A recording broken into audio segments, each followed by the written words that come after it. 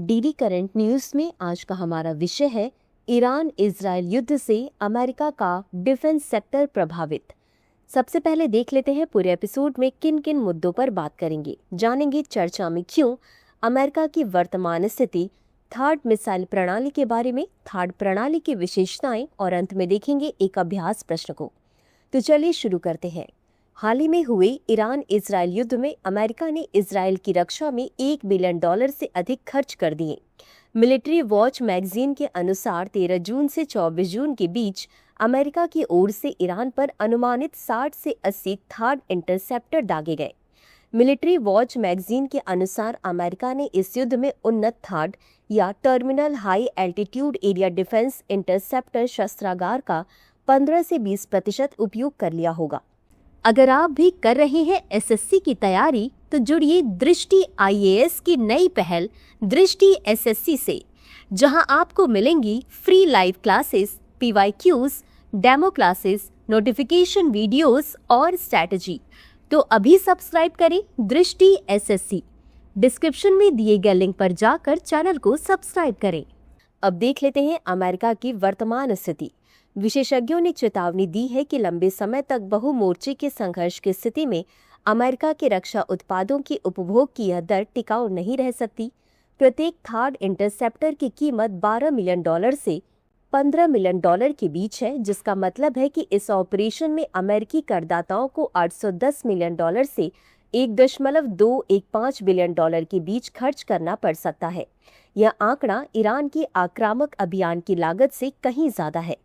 अब जान लेते हैं थर्ड मिसाइल प्रणाली के बारे में।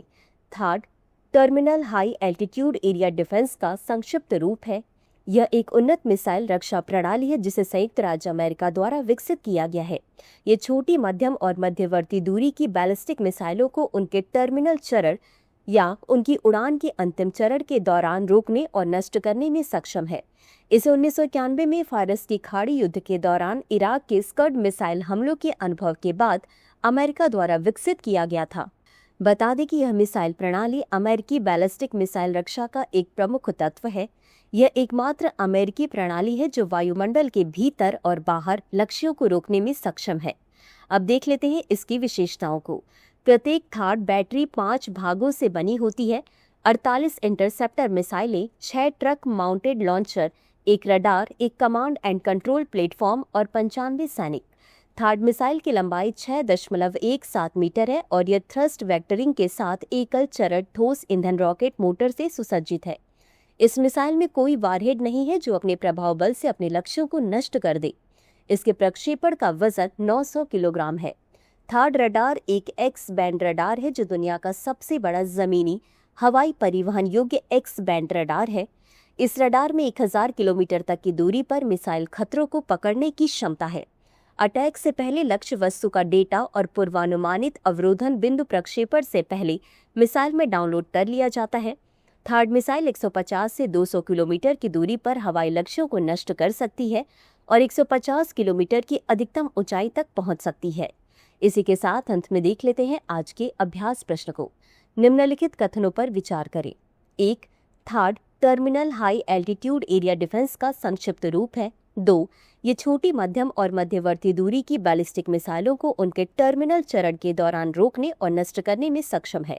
उपर्युक्त में से कौन सा या कौन से कथन सही है? यह सही है।